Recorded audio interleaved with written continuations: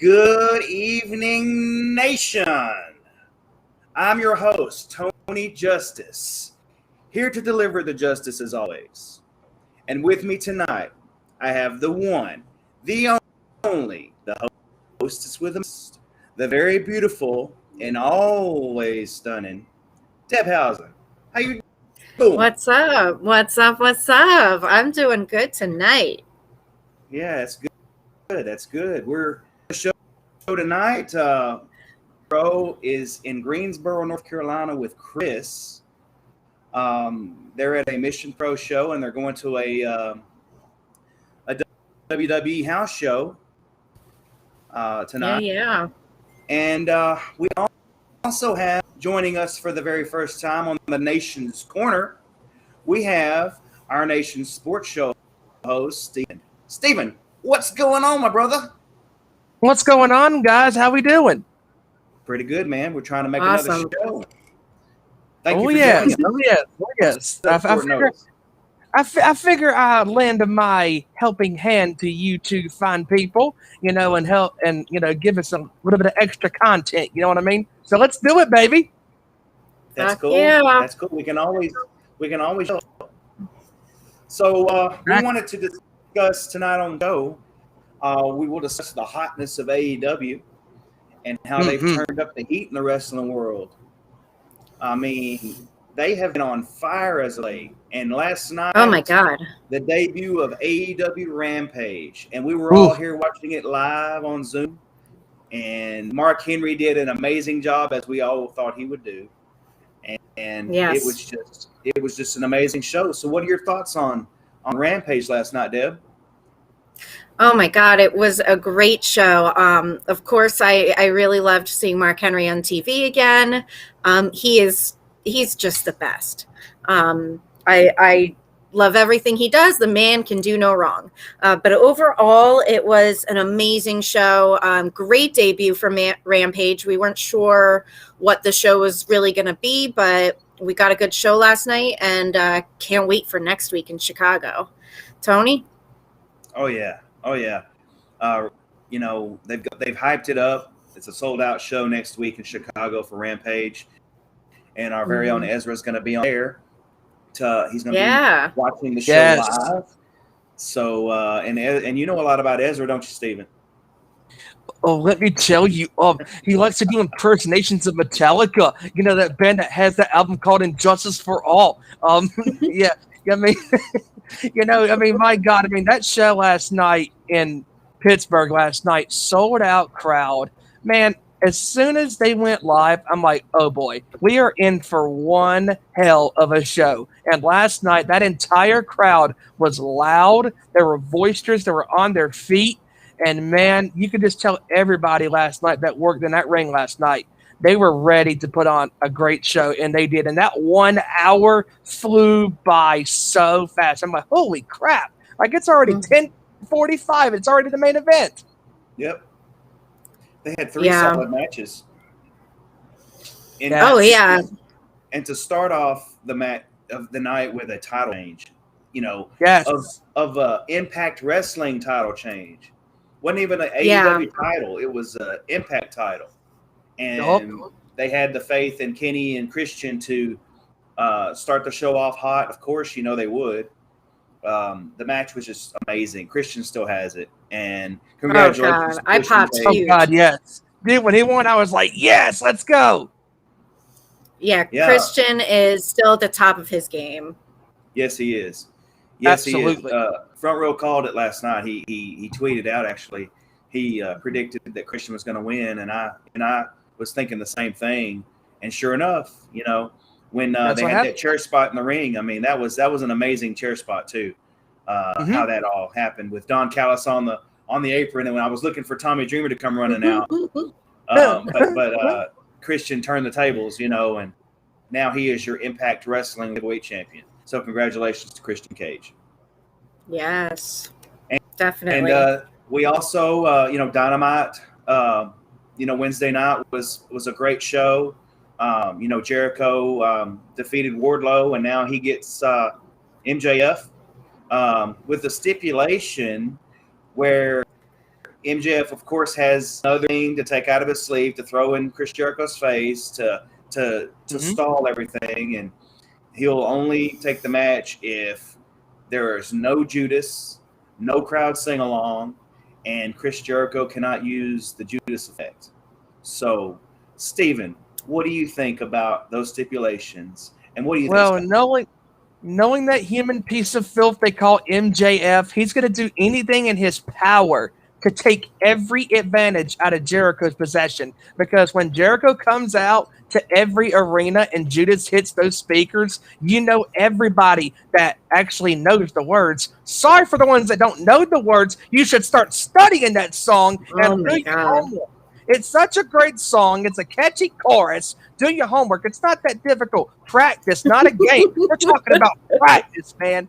I mean, my goodness. I mean, when he came out and Steve called it on Zoom, he was like, watch it. There's going to be people in that crowd not knowing the words. And there was the one guy in the crowd, he's like, dude, come on. You've heard this song on record. You've heard it in countless times. You've had one job, sir, and you blew it. My God. but in all seriousness, I mean, MJF is going to do anything in his power to get any advantage over Jericho. He's going to take away his finishing move. He's going to do anything he can to win over Jericho. Yeah. That's right. And the rest of the show was hot as well. You know, you had the Impact the Tag Team Championship match against the Dark Order. That was a good match. So.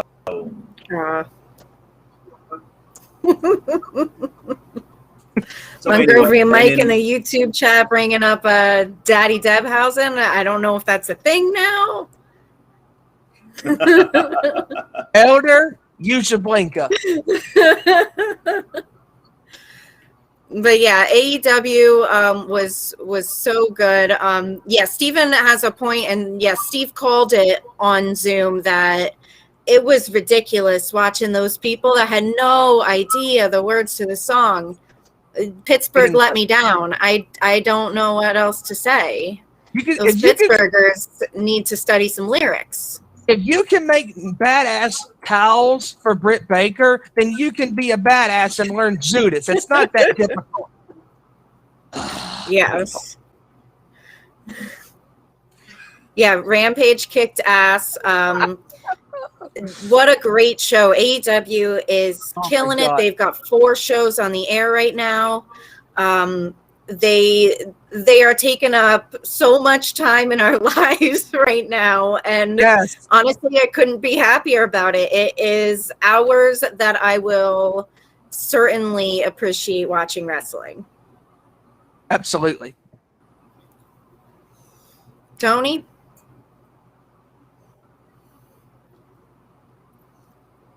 You there, Tony? All right, Tony's distracted. So let's look forward to AEW Rampage next week in Chicago, where we really don't know what will happen. So it's going to be interesting. It's going to be a big show. I'm kind of wondering why they didn't make the Chicago Rampage the debut episode of Rampage, being that we know it's going to be such a big show. It seemed like maybe Chicago's going to be bigger than Pittsburgh. Oh, there goes Tony. So we will see. He'll be back. We will see what happens in Chicago next week. Ezra is going to be there. So he will give us all the dirty details of what happens. So AEW really is killing it, right, Steven? Yes. I mean, if you think about it from a show's perspective, like their shows, ever since they've returned on the road with their first show back in Miami, back on July 7th, ever since that first show, back in front of a live, full audience, AEW has been putting out killer show after killer show. And me and Front Row and Trenda and Mrs. Front Row were there in Charlotte for that show, and that was a great show. And I mean, in just feeling the energy of an AEW crowd, and it comes off like it does on television, like it does when you're there in person, because the AEW audience is eating up everything that they're doing right now. I mean, Britt Baker is so over. Malachi Black is so over. I mean, what they're doing right now, it's amazing. They're putting out a great product right now, and having multiple shows to spread that talent across multiple all this roster and on multiple shows. I mean, my God. I mean, you talk about wrestling right now. As far as today, AEW is the reason why I am still into wrestling right now. They brought back. Seriously, I mean, you can remember, watching wrestling, back in the day, and I know Tony can too, and a lot of you guys out there on the YouTube land will remember this. When the Attitude Era was popular in the 90s and early to mid 2000s with the Ruthless Aggression era, we always looked forward to wrestling because you couldn't get enough of the storyline, characters, and all that stuff. And AEW is bringing back that cool factor, and I mean, they're just knocking it out of the park, and I'm so excited for the next couple of shows they got going on in the next several weeks. I mean, you got the show in Houston next week. You got Rampage in Chicago next week, and then in a couple weeks, it's basically Chi-Town taking over AEW with the Dynamite on September 1st, and then the next Rampage again on September the 3rd, and then it's all out September 5th in Chicago. Oh, yeah, it's going to be amazing. And not only Dynamite and Rampage, but they also have Dark and Dark Elevation, which are really great to watch. If you don't currently watch them, you should. We get to see a lot of new talent. We get to see a lot of people that are coming up. Many of the main stars on Dynamite right now were featured in Dark before, such as Darby Allin, such as Thunder Rosa. Yes. And, Dark is a great place to see those wrestlers who are going to be the next big stars. Absolutely. Tony, you there now? I think so. There you are. We're having some technical difficulties over here. That's what happens when you do it live. Right? Yep, exactly. But we were talking about AEW, which is a good thing. We were just talking about how AEW has been putting out killer show after killer show ever since they've been back in front of a live crowd. Oh yeah, yeah. I didn't see the rating from Wednesday night, but I'm pretty sure it was over 1 million again, like the rest of them have been. But really, I didn't get to look.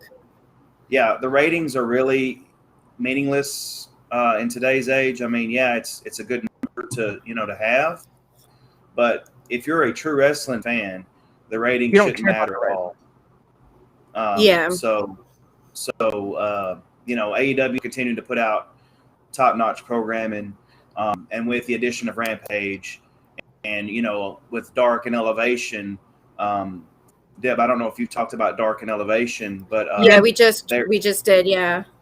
Okay, so yeah, they have plenty of airspace to put out content and to get talent over, and the sky's the limit for AEW. I mean, they're doing all the right things right now, so we'll see. Honestly, I would love to see Rampage as a 2-hour program. We saw last night how fast it happened. I mean, the hour was over. 1 hour is nothing. Oh yeah. So we'll see what happens with Rampage, but we're just so happy to have another wrestling program to watch on a Friday night after SmackDown. And speaking of SmackDown, SmackDown last night was a pretty good show. It was. Talk about the epic promo between Roman Reigns and John Cena, Deb. What did you think about that? Oh my God, I had to watch it again this afternoon because it was so good. It was obvious to me that they are not being scripted.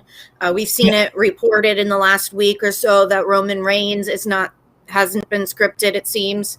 And John Cena certainly wasn't. And I feel like WWE might be starting to learn that when they give the wrestlers the microphone and just let them go, that they are talented enough to do it. That promo was ridiculous. I was laughing at when Cena started talking, and Roman Reigns was just standing there like confident, and none of the things that Cena said like affected him whatsoever. He was just standing there going, yeah, whatever. and the jabs back and forth, bringing up Nikki Bella was kind of, you heard the crowd was ooh.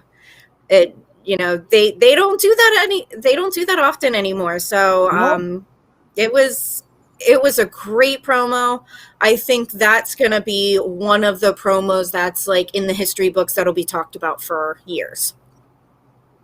Now, Tony, what do you think? You remember a few years back, probably 2 or 3 years back, when John Cena and Roman Reigns had that feud.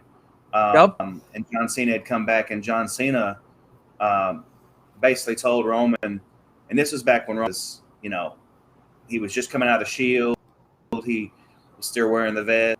He wasn't very, you know, people were, you know, tired of him. People were chanting, Roman sucks, all, you know. So this was back in that version of Roman. And when John Cena owned him on the mic then, that was another amazing promo. And Roman has come a long way since that feud. Roman is now the version of Roman that we need to see. Roman is that guy right now. And this time, I think it was very different. Steven, what are your thoughts on the promo from last night? And you said it right there. I mean, last night's promo between those two was epic. And that promo, it's like one of those progressive rock or metal songs that starts off slow, and then it slowly progresses and it starts getting crazy. And that promo just went to a crescendo high. And it just kept building and building and building, and the shots and the jabs. And when Cena said, "You ran Dean Ambrose out of the WWE," we popped. We're like, holy cow. Like this was crazy. I mean, you know, Bully has always said it on Busted Open. Let the talent be talented. Let these guys and gals go out on the microphone and see if they can hang with the best of the best of the best, sir. Because if you let the talent be talented, you're going to see who truly has what it takes to cut it on a promo. Because in 2017, when Reigns and Cena had their feud at No Mercy, on that promo that they had in the ring, and Reigns forgot his line, Cena ate him for lunch and dinner and spit him out like tobacco because he forgot his line. And Cena was like, "It's called a promo, brother." I'm like, oh, snap. You know, and then Reigns couldn't recover.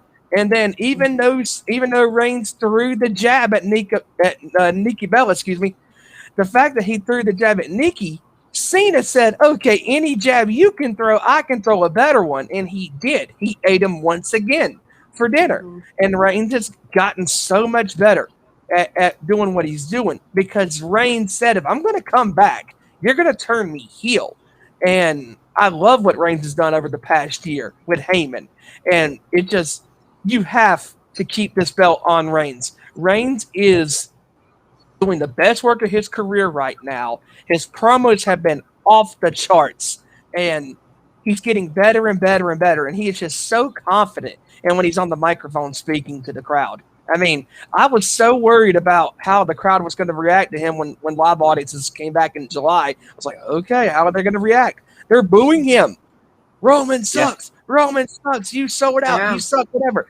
They're doing what they should be doing, and that's booing him. And you know why they're booing him? It's because they are invested into the character and what he's doing right now. They love that. They want to hate him because that's the role he's playing on television, and he's doing his character, sorry, Tony, justice. I like what you did there, Steven. I like what you did there. Yeah. Ooh. You know, this story, okay, we were saying the story with Roman and Edge and, you know, the Usos and the whole bloodline thing is the best story going in the WWE right now. And now you have Roman Cena, and it's the best story going in the WWE right now. Oh, yeah. So as of late, you have Roman Reigns. Anything he touches becomes the best story going in the WWE right now. And that's all happening on SmackDown, because SmackDown, in my opinion, is the better WWE ship when it comes to WWE programming. Also as well, you got Rollins and Edge with their storyline on SmackDown. That is a really good storyline. It's another story on SmackDown. Now Raw, on the other hand, Raw needs a jump start. In my opinion, I don't know. It's Raw is just kind of drifting away, and it's been drifting for some time, and it just seems to need some sort of power source, and I don't know what you can do to save it. And with everything going on with NXT right now, with all the releases and all the WWE fans not knowing what to expect, and it's almost like, at a job you have morale where all your employees have a good morale whenever you're working somewhere. Well, it's kind of the same thing. It seems that morale is down, and I don't know what you can do to jumpstart that morale. Deb, what are your thoughts on that? I think from all the interviews I've heard of people who've recently left, it definitely seems like morale might be down. They don't know, if they're going to be next. I just heard Tyler Breeze on Chris Van Vliet's show, and he was talking about how Xavier Woods really impressed upon him to create your own name without the WWE behind you, create your own worth, create your own brand. And Breeze said that really helped him out a lot, having multiple sources of income, having, kind of a brand of himself without the Tyler Breeze WWE character. And when that day came and he got that phone call that he was being released, it wasn't as much of a big deal to him. He was just kind of like, oh, okay, because he knew that he had other things already set up, that he didn't have to worry. He didn't have to worry about where his money was coming from or anything like that. So it was interesting to hear him talk about that. I've heard Cassie Lee on a couple different podcasts talking about, how she was extremely blindsided, and she still seems to be having a rough time with it. So morale has got to be down there. And I got to wonder if it's going to make some of the wrestlers think to themselves, well, what's the point in trying to prove myself when they let go of Bray Wyatt and they let go Aleister Black? Why wouldn't they let go of me? Right. Yeah. And to make another point, the fans' morale is also down, because personally myself, I love NXT. They say I'm busted open all the time. It's the best pro wrestling show of the week.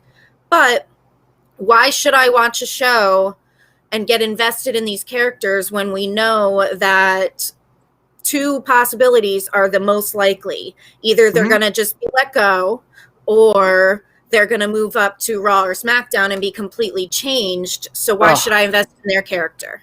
Right. Good points.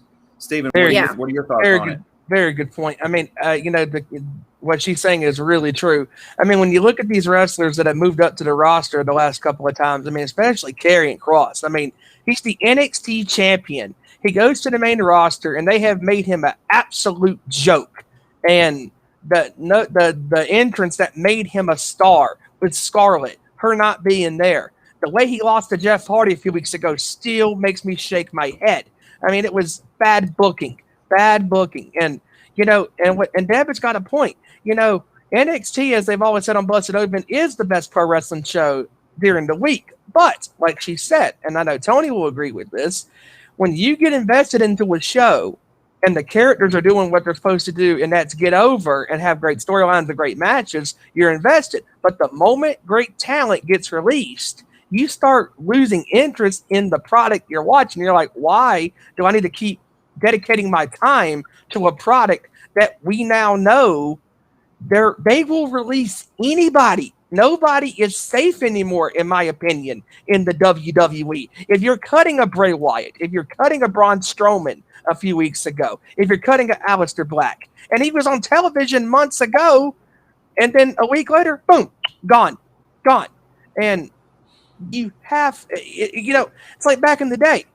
for probably 5 to 7 years, for the majority of the time, from the Attitude Era to the Ruthless Aggression Era, they had the same roster for the majority of the time. The top stars, the mid-carders, the tag teams. They kept expanding, but they kept the same talent. And that's why we were invested into those eras, because they gave you great storylines and great character development and all of that stuff. And it's like the moment WWE has good things going on right now, Vince gets this thing in my head. I can do whatever I want. I can cut whoever I want because I'm the boss. I'm the CEO. I can do whatever I want, and nobody will answer to me. And that's the problem that I'm having with the WWE. I'm trying so hard to be invested into the WWE as a whole company, but it's so hard because they're cutting great talent, and it's so sad. But here's the the good thing, in a way, is there's options now. Before, for 18 years, the WWE was the main talk in town. It took a company like AEW to kick WWE in the ass. And AEW has been doing great things, and they're finally getting back to what they're doing. But the WWE, it's like to me, I'm not saying they're not trying, but man, when you got a company that's selling out arenas, and you got all these other independent companies like Mission Pro Wrestling that are doing great things, you got GCW doing the things that they're doing. The WWE better start producing a consistent product, because SmackDown, like Tony said, is the best show as far as storylines and character development, because they're letting the talent go out there and be talented. John Cena doing his thing, Reigns doing his thing, Bianca Belair doing her thing, Selena Vega doing her thing. I mean, Bayley, all of these girls, Sasha Banks doing their thing. And if the WWE would be consistent on Raw, which is a chore to get through, and we all know this, the fans know this. I mean, it's like you've seen the same matches throughout the entire week. And when something's good in the WWE, like a tag team, let's split them up. I mean, Randy Orton was gone for 7 freaking weeks. And Matt Riddle's going out there doing his thing. Bro. And he's over. RK Bro was over for months. And the moment Randy comes back, let's cut the tag team. Why? And the way they turned him heel, I hated it. You know what I would have done? I would have done this on Monday. You had Randy in the ring. Here comes Riddle. Come out to the ring. Here's Styles and Almost coming out. Here's your perfect opportunity to have a tag team title match. Boom. There's the tag team belts on the line. You could have Orton and Riddle win the belt and still have Orton turn heel. Why? Because Orton knows he doesn't need Riddle. He can say, I don't need you, man. I can kick ass on my own and beat 2 people on my own. You know why? Because I've done it, and I'll do it again. I mean, it's just, I don't know, man. I mean, I have lost interest in the WWE for the most part.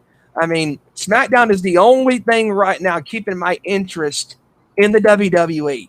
I mean, oh my God. I mean, I feel so bad for all the guys and the girls that have gotten released in the last several weeks. And I feel bad for the guys and gals that are on the roster right now, because I know Tony and Deb, you could probably agree with this. If I'm one of those guys and girls in the back, I'm going, geez, am I next?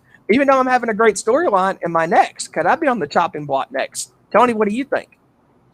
Yeah, all the points you made are really good points. It's like the talent, can go, are confident in their abilities, yes, but and they may have the talent to be able to get themselves over. Some don't.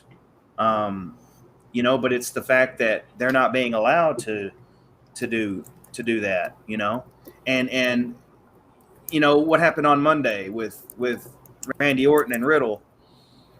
I saw this coming for a while now, but it was just, how are they going to do it? When Randy showed back up, and I was calling it in Zoom, I was like, I believe Randy's going to turn on Riddle tonight.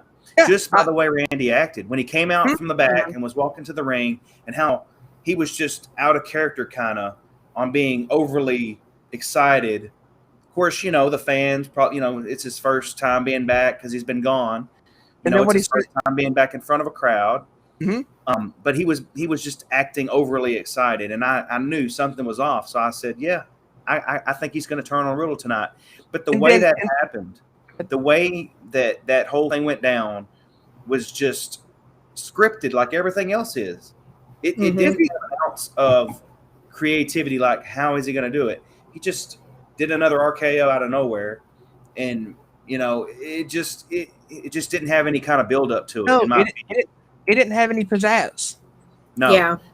Now, Deb, you said that you have a couple of comments from YouTube. I'm not able to see the comments on my screen. I apologize for all y'all for not displaying your comments as usual, but I just see a spinning wheel right now on my screen. So, Deb, let's make the deal. A couple of comments from YouTube. Yeah, we got a couple really good comments in YouTube. Grovey and Mike said that this past week's NXT was the first week that he wasn't really pumped for the show, and I totally agree. I almost didn't even watch it. I was still so down and disappointed from that batch of releases last week that I almost didn't even watch it. I was like, I don't know if I care. And then John in South Jersey said it's really a buyer's market for free agent talent right now. You could write your own paycheck and get creative control with any promotion. And that's really true. And people, a lot of the wrestlers that have been released in the past year or so have really shown that they are getting out there, making their own brand with social media and their YouTubes and their Twitch and podcasts and all that stuff, that they have options. All of them really have good options. And I think like I said, Tyler Breeze said, that's why he wasn't really very upset when he got released, because he had set himself up pretty good, that he was like, hey, I'm going to be okay. So I think that's a really good point. And and Elder Mike also brought up that Candice LeRae is expecting. So yeah, congratulations to them. Oh my. Yeah. Oh my. What have they been so doing? But having her off the show now, for a while, and likely him taking a leave as well. We'll see how that changes up NXT then too. You're right. So what John from South Jersey, I want to touch on something he said. He said something about, read his comment again about so he said it's a buyer's market for free agent talent right now. They can write their own paycheck and create creative control. Right.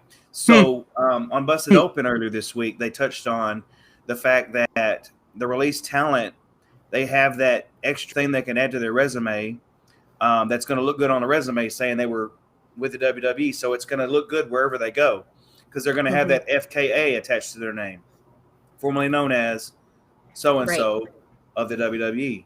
And that's going to do good in whatever promotion they go to. It's going to do good in conventions and autograph signings. They'll be able to have that. So that's a good thing on them. That's the good thing about being released from the WWE. The only positive I think you can look forward to with that is the fact that they can take that experience that they got in the WWE and take it with them wherever they go, and be able to pass on the knowledge they learned at the WWE on to whoever else that may need it. So I think that's one of the only positive things you can look at on being released. So aside from the WWE talk, I wanted to touch upon Mission Pro Wrestling. They did a show today in Greensboro, North Carolina, that our very own Front Row and Chris are at, or were at. And so shout out to them. I know they had a great time. I saw the pictures from today. Chris riding around in Front Row's sporty new car, and Chris got to meet Thunder Rosa for the first time, and she was really excited about that. And Thunder Rosa actually knew her as the chick with the cigar chick. So that's badass. Chris has her gimmick that she's living it up. So I told Chris today, I think I tweeted it out, that now we just have to get Thunder Rosa into cigars. So yeah, that's something Chris can work towards. She's trying to get me into cigars too, but I don't know. I don't know if I can do that. I don't even smoke cigarettes. So I don't even start from it because I never smoked in my life. So, but Mission don't Pro, go on Cigar Bid. No, yes, Cigar Bid. No. No. Shout out to Cigar Bid. So Pro is doing a lot of. They're taking their show to the road, which is a good thing. They've done shows. They did a show in Charlotte. I think they did a show. They're doing one in Oklahoma City. They did one in Tulsa, or doing one in Tulsa rather. They did one in Jacksonville. Yep. So I mean, it's good that you're seeing independent promotions going on the road, and I get back to a Mission Pro show. I've been missing them lately because I've been on the road. You know, I deliver more things than Justice. I deliver loads too. So and dropping loads too, you brother. do. So you know, I'm a busy man. What can I say?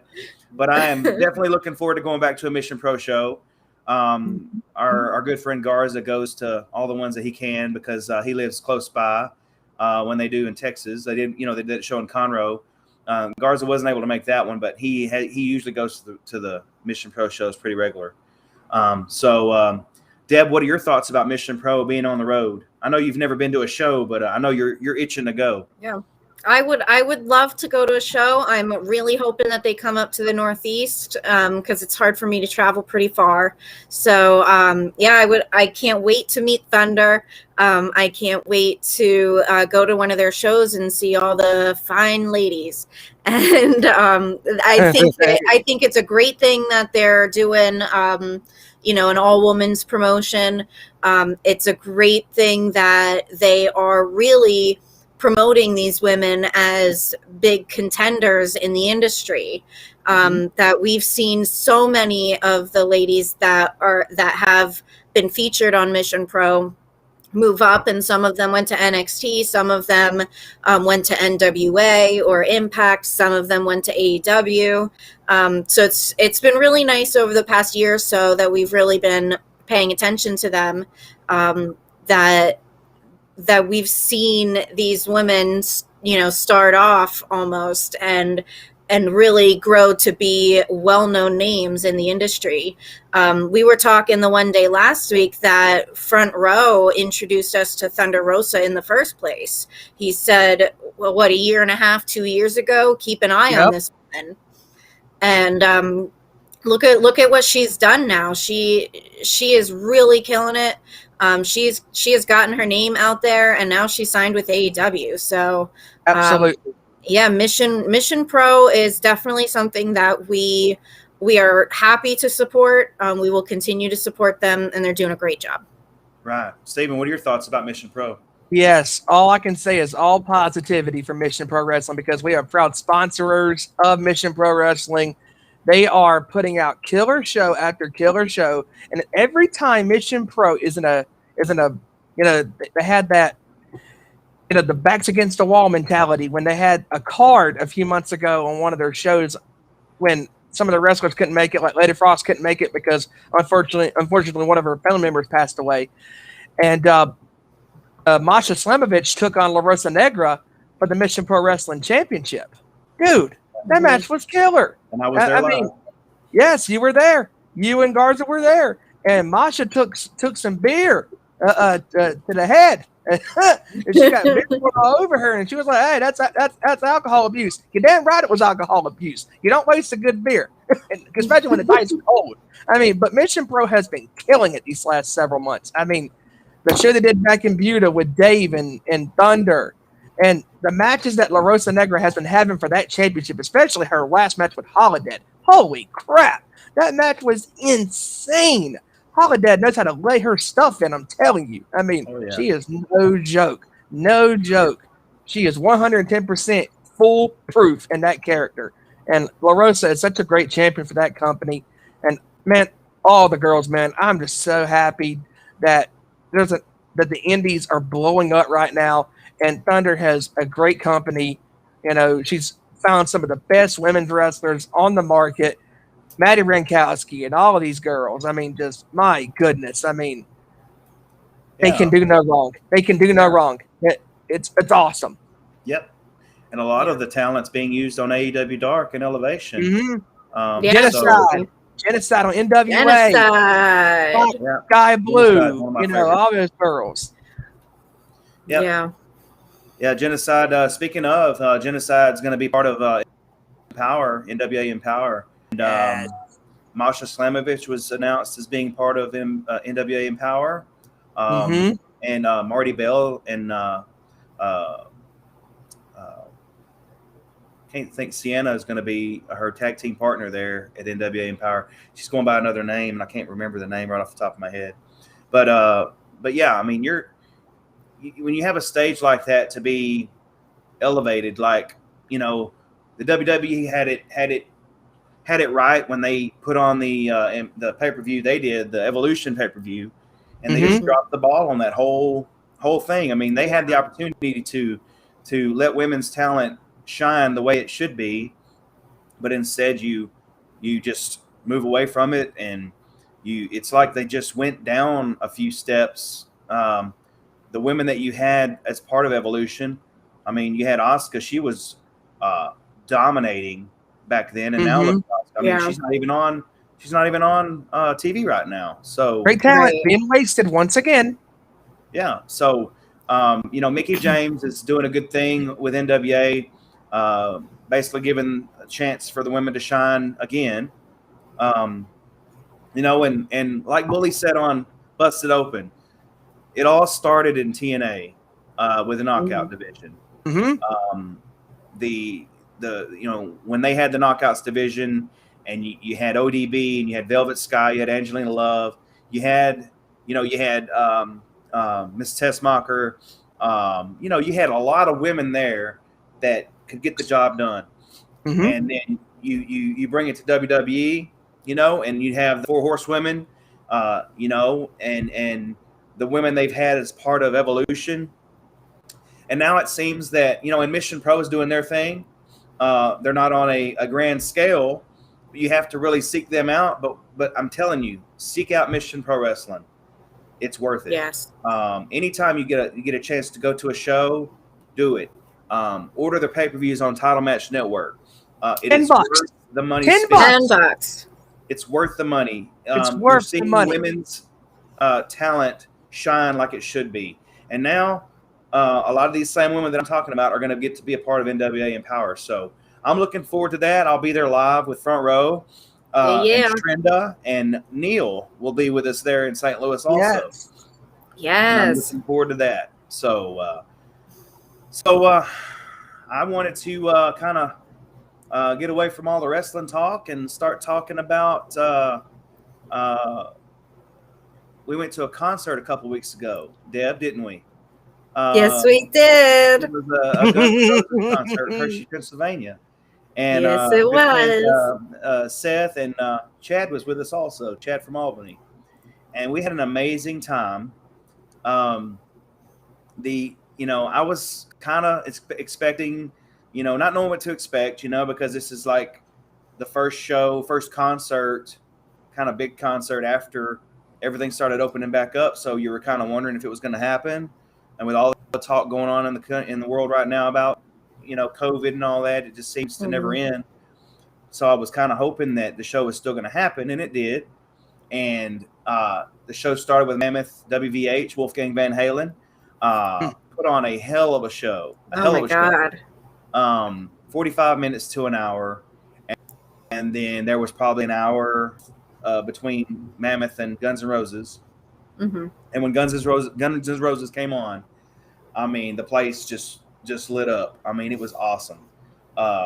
Deb, had you ever seen Guns N' Roses before? I have not. It's for real. It was a childhood dream of mine to see Guns N' Roses. That night, if you remember my Facebook post, or if I posted it that night or the next morning, can't remember.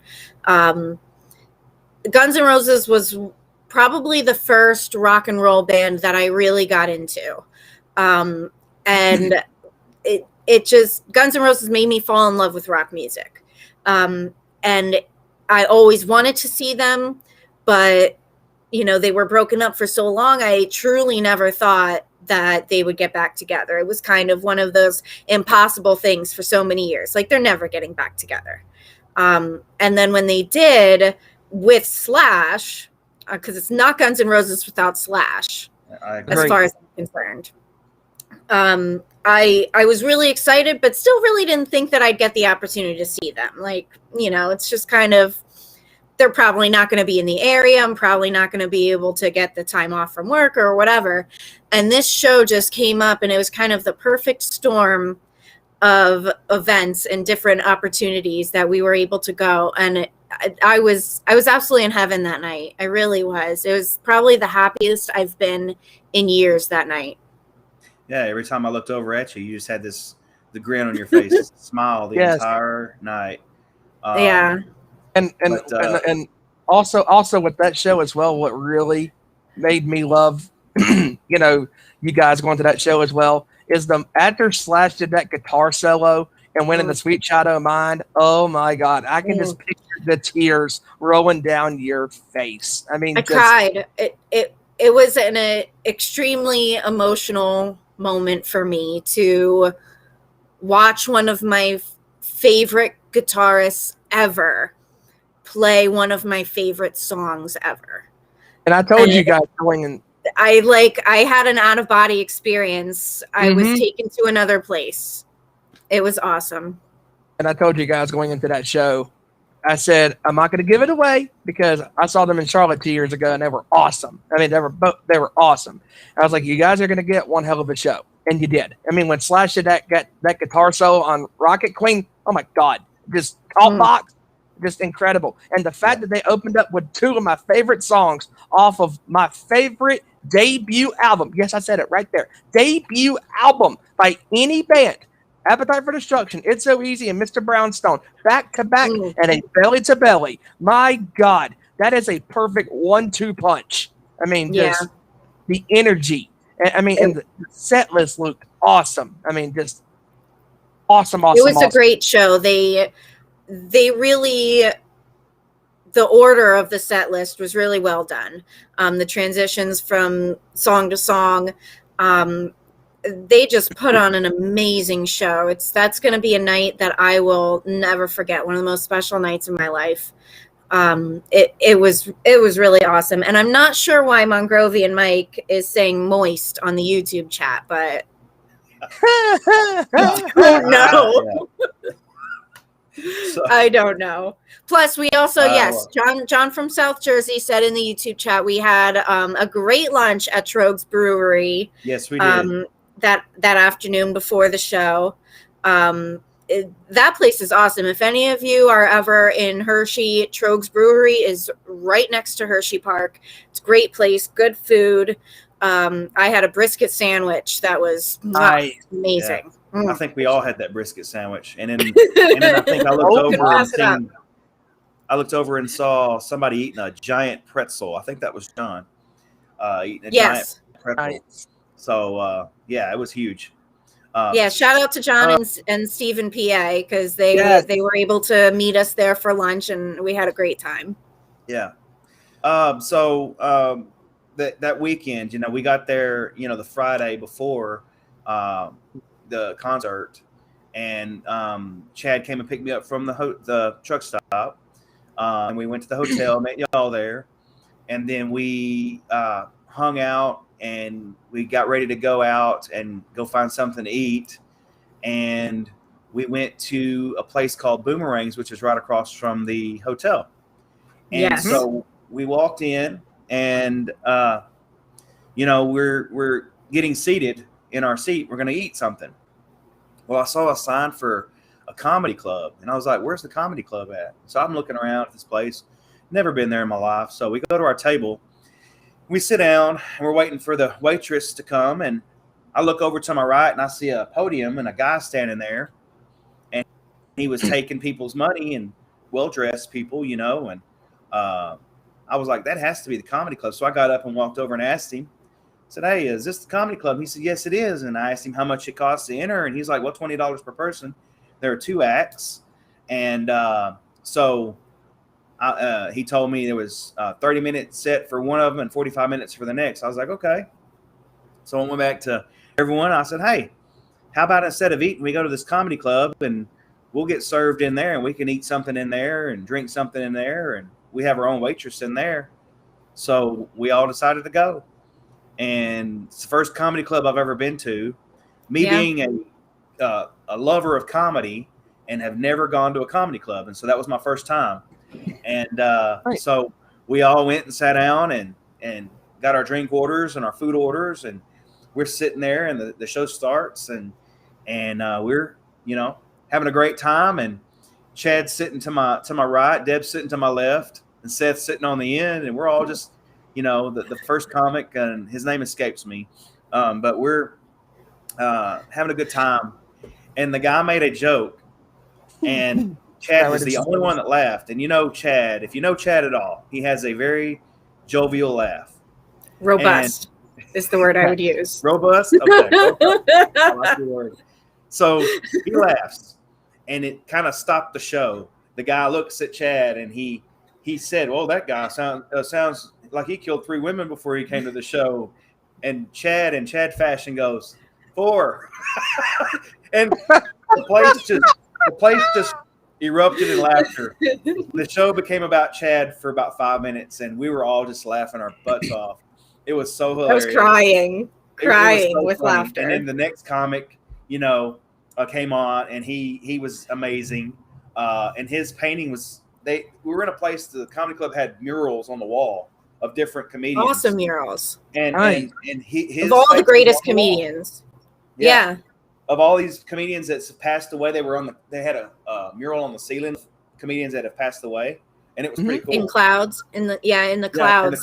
Their faces it were was awesome. Yeah, beautiful place. If you're ever in Harrisburg, go to Boomerang. That I was impressed with that place. Great bar, comedy club attached, amazing. Yeah, it was amazing. And then after the show, we ate again. Deb and Seth got something just to kind of hold them over. And me and Chad waited we were going to eat after the show, and we all ate again. And they're at the bar there, and they stayed open after hours, while people were ordering their food and stuff after the show. And the first comedian that actually performed, we saw him in the bar there, and he came over to us and sat and talked to us for like 5 minutes. It was awesome. Sat there and BS'd with us, and he was from Ohio, and we had a great time that night. So we got back to the hotel, and then Saturday got up, and we were getting everything ready. We were making our rounds, going and getting stuff for the cooler, and getting our drinks, and buying all the booze. Yes. Yeah, booze, sodas, and everything to put in the cooler with the ice. And we went to Subway and got us some sandwiches to put in the cooler. I mean, we had just a smorgasbord of stuff in that cooler. And the cooler had wheels, thank God. So we left Subway and we went to Trogs. We met John and Steve from Pennsylvania was there, and so we all had a good lunch there. And then so from then we went to go tailgate before the show, and Steve came over with us to tailgate with us, and we had a blast. We had the tailgate open. We had the cooler on the tailgate. We had the La Greca head. Head sitting to where people could see that La Greca head right there. We had right him there sitting. We all took a picture with it, and so Chad is a big fan of the Who, and he was wearing the Who shirt. And we looked down about maybe 5 cars, and there was people tailgating down there, and they had They had 2 flags. I think they had the American flag, and then they had the Who flag flying over their tent or their pavilion thing they had set up. And so Chad sees this, and Chad just goes over there and starts talking to him.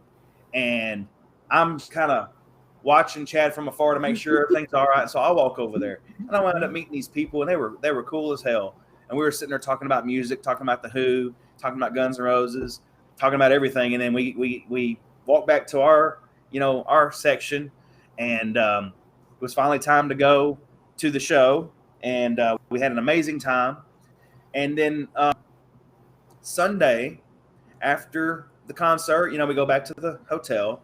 Then Sunday, we spent the entire day at Hershey Park, and it was my very first time to ride a roller coaster. Let me say that again. My very first time to ride a roller coaster.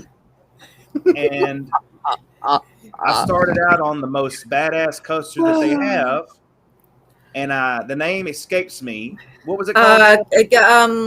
Candymonium. Yes. Candymonium. Yeah, that's what it was called.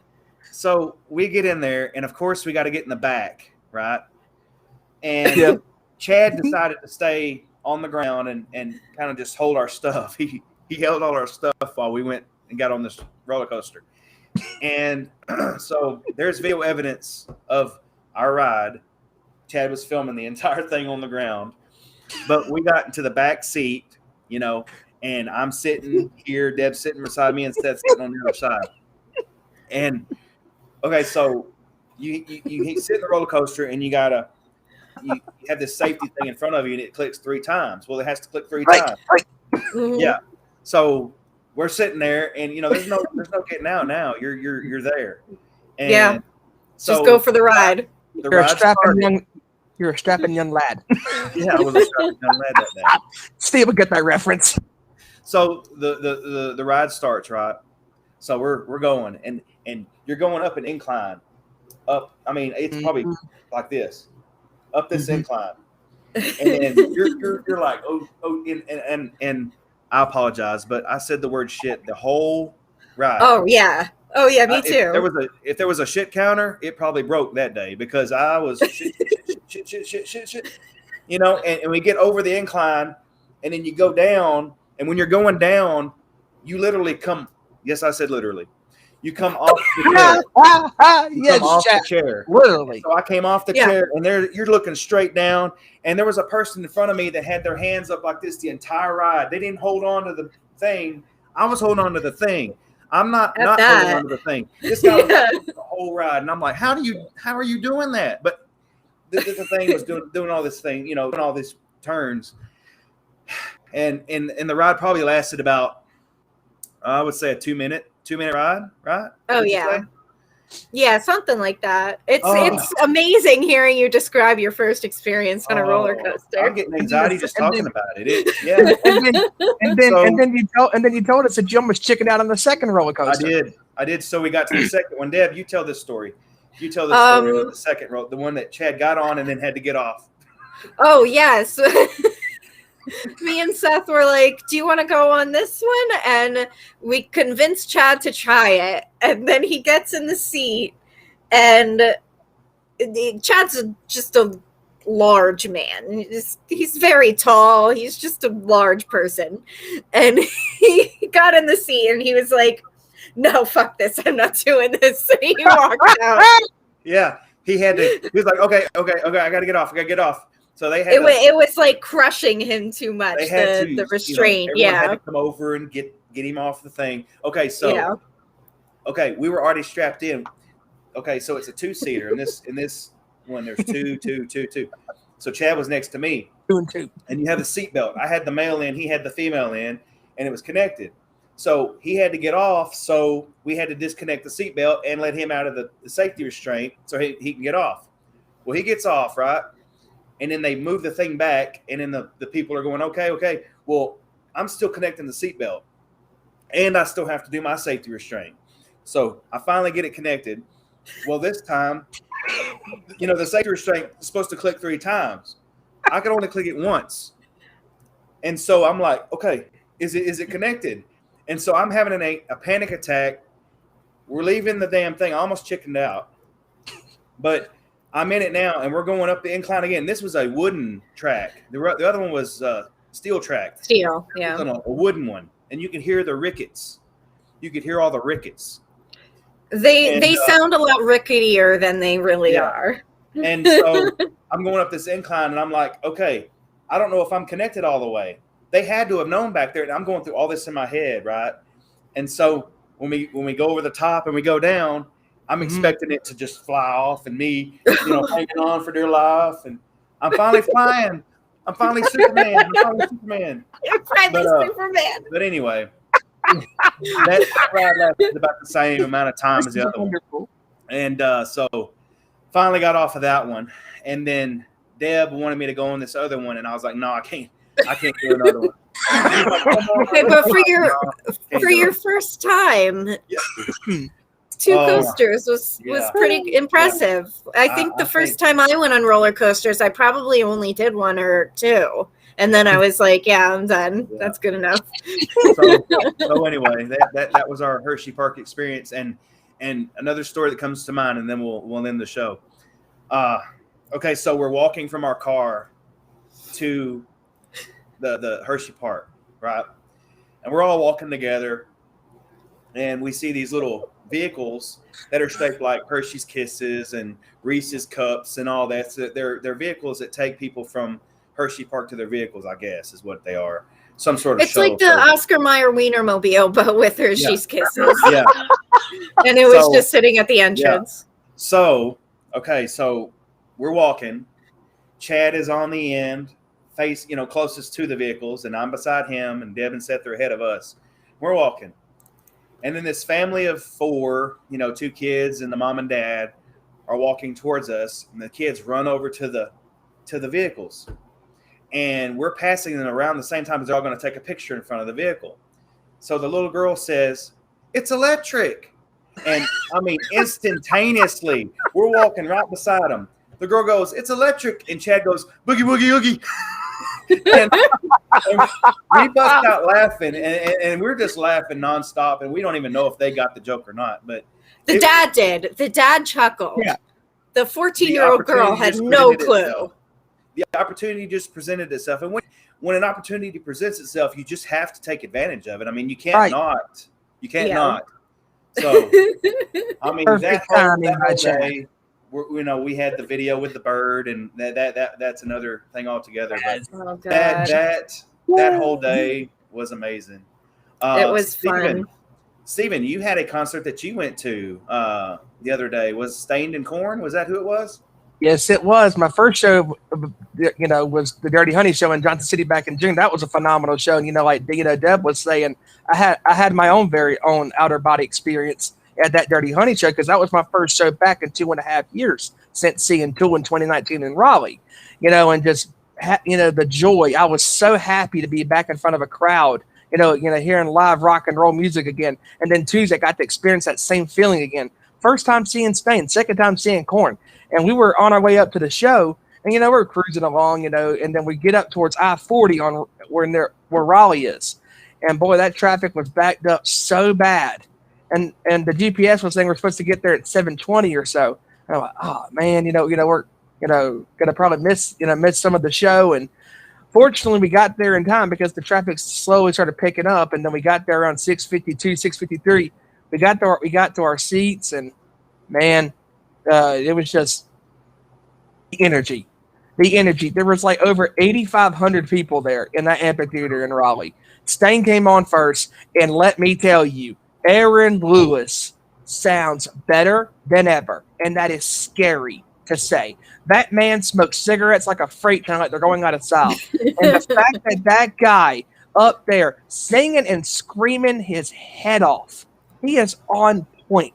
The whole entire band was on point. They when they opened up with Eyes Wide Open, I was like, let's go. And I'm just over there. I'm standing there headbanging and screaming and singing my head off. And I'm like, how the hell is my voice still even going right now? How is it still fresh? And the set list was awesome. They played Open Your Eyes. They played For You. When they played Mud Shovel. Oh dear God. Oh my God. That bass line. When that bass line kicked in, I was like, let's go. I was headbanging like crazy. And they played, obviously, It's Been a While. Sorry, Elder. I know you don't like that song, but who cares? It's been a while. It's been a while. Come on, Elder. Come on. Outside was awesome. Some of the songs that they played, I didn't even know the songs, but they played. I looked at the set list, and some of the songs they played were off of their popular album, Dysfunction. And man, but they played all the songs they played that night were awesome. And then Korn came on. Oh man, whoo, man! You talk about some energy. They had the energy that night, man. I mean, they just banger after banger, falling away from me. They played Clown, and when I heard Clown, I popped. I was like, oh my god, I've never heard this song live. And then when they did Shoots and Ladders and Jonathan Davis brought up the bagpipes, I was like, yes, let's go. And I was jumping and headbanging. And then they did a Freak on a Leash, and that was awesome. And Coming Undone was awesome live. But then when they did Blind, and he said, I want to see this place go crazy. I was like, okay, Ash, you received one. He yelled, are you ready? I was like, okay, let's go. And the drums kicked in. I started jumping. I jumped like 5 to 10 times. I was just going nuts. I'm like, let's go, baby. I was just headbanging. And that girl behind me, she was going, damn. I was like, wait, got a problem? You got a rock and roll show. Get the hell up. Let's go. I mean, it's been so awesome going to shows, man. I mean, just miss being in front of a crowd and feeling the energy. There's nothing like a live rock and roll show. You feel the energy of that entire amphitheater, arena, stadium, wherever they're playing, the little clubs. I mean, when I was in Johnson City for Dirty Honey, that was a small ass club, but there was like over 300 people, and they kicked ass that night. Yeah. I mean, the set list from their debut album, the songs on the EP that they came out, they're one of the bands right now that have came out in the last decade that I'm so behind, and they're one of my favorite new bands because they had that pure rock and roll, old school soul, the blues, and just man, it, like I said, we've all been to concerts in the last month or two, and and you guys had a great time at the GNR show. I told y'all you were having a good time. Chad said it too. Chad said y'all don't know what you don't know what you get yourself into. It's gonna be a great show. I was like, guys, you don't want to miss it. It's gonna be a great show. And the entire band, I mean, GNR, man, ever since this reunion tour in 2017, they sound tighter than ever. I mean, the entire band is just awesome. Yeah. Oh yeah. You said it. You said it, Stephen. There's nothing like going to a rock and roll show, a live rock and roll show, and the same can be said for wrestling. Yes, there's nothing like going to a live wrestling event. Dude, that show in Charlotte for AEW with my first Dynamite show, first AEW show, and it was my first live wrestling show that was televised that I went to in 15 years. I went to a SmackDown taping in 2006, and that was awesome. But that AEW crowd, man, it felt so good being in that crowd and singing Judas, and I know Trenda was singing her ass off, and Front Row and Mrs. Front Row and myself and you guys at home watching on Zoom, and everybody in that crowd, man, it was awesome singing that song live. And when Jungle Boy came out and his song came on, I was like, whoo, this crowd is into it, man. I mean, there's nothing like a live rock and roll crowd and nothing like a live wrestling crowd. And also, shout out to Chris and Front Row. They are at the house show, the super show for the WWE right now in Charlotte, North Carolina. And I tell you right now, that main event with Cena and the Mysterios and Reigns and the Usos, let's go. That's awesome. It's awesome. Yeah. I'm looking forward to hearing the stories from that when they get back. I'm sure we'll be talking to them on Zoom tonight after the show. So with that being said, I'm so glad to see crowds back at events. I'm so glad to see crowds back at concerts. I'm so happy to see the world, coming back. Hopefully it stays that way. So hopefully. Deb, how about our socials? Where can we be found? So we are at The Nation's Corner on all socials except for Twitter. Twitter is just at Nation's Corner. So check us out on Twitter. We interact a lot. If any of you guys out there go to any shows coming up, be sure to tag us in your pictures and videos. We'd love to see where everyone's going, what everyone's doing. That's right. So, Steve, absolutely. Where can you be found on Twitter, my man? Absolutely, man. Once again, I appreciate you guys having me on tonight. I figure I lend a helping hand, and all that, and helping you guys out. And I appreciate you guys having me on. You can find me on Twitter at Stephen_Wyand. And for those that don't know, I am the executive producer an audio producer and co-host of our Nation Sports Show. You can find us on Twitter at @ON_Sports Show and the new Facebook page as well, facebook.com/Nation Sports Show. And we are getting so close to the big 100 on YouTube. We have 74 subscribers. Get us to 100. And I'm telling you, it's been awesome, doing what we've been doing these last several months. And we're going to continue to do what we're doing, man, because it's fun talking wrestling. It's fun talking sports. And, man, this community that we established with the Busted Open Nation and everybody at This Is Pro Wrestling, it's been awesome. It's been awesome. And once again, thank you guys for having me on tonight. No problem, Stephen. Thank you. So, Deb, how can we find you on Twitter? I am at That's So Debonair. Check me out on Twitter. I try to post pretty often. I try to post good stuff, positive stuff, and of course all the pictures and thirst posts and all that nonsense. But yeah, That's So Debonair. Coming up for me, the only thing I have planned coming up is at the beginning of October, I'm going to AEW Philly. I am super ridiculously excited about that. You're gonna have a blast. This show in Philly is like, it got postponed twice. It's been like 2 years since I bought the tickets. Mm-hmm. It's insane. So I can't wait to go to that. And then a couple weeks after that, we're all going to be together again in Baltimore. So yes. And shout outs to Andre. He's also going to be in Philadelphia as well at that show. Yes. Shout out to Andre. We'll have to meet up there and say hi. And for me, I would say in the next month or so, I have a couple of concerts that I'm planning on going to. The Black Crowes are playing with Dirty Honey in the Carolina region in Charlotte and in Raleigh. That same weekend on September 10th and the 11th, I'll pick one of those dates. And then Monday and Tuesday, back to back once again in North Carolina, it's Judas Priest, 50 years of heavy metal. And the opening band is Sabaton. And they're one of my favorite metal bands that my cousin, shout outs to Eric, man. I love you, brother. For introducing me to that band because they got a symphonic metal sound, but their music is so cool. It's like a symphonic version of Iron Maiden, and they got this power metal sound, and their lyrics are about history and historical events and historical figures and, all that type of stuff. It's just so good, that things are happening right now. Live wrestling is happening again. And shout outs to Trenda going to New Japan tonight. Trenda. And it's been so busy. And we're going to be in Baltimore in October. That's going to be awesome. I mean, just my God. I mean, like the song goes, Tony, the song, it's a great day to be alive. Yes, baby. That's right. Travis Tritt. Yes. Deb does not like Travis Tritt. Yeah. But anyway, you can find me on Twitter at Tony Justice, AJFA. And those who are Metallica fans know what the AJFA stands for. But if you don't, we're on you. And Justice for All. There you go. And Justice for All. And on Instagram, you can find me at the same name, at Tony Justice AJFA. And for Deb and for Stephen, I am Tony Justice, and we want to thank all of you for joining our show tonight. Please like and subscribe and follow, and we will see you next time on The Nation's Corner. Peace. Peace.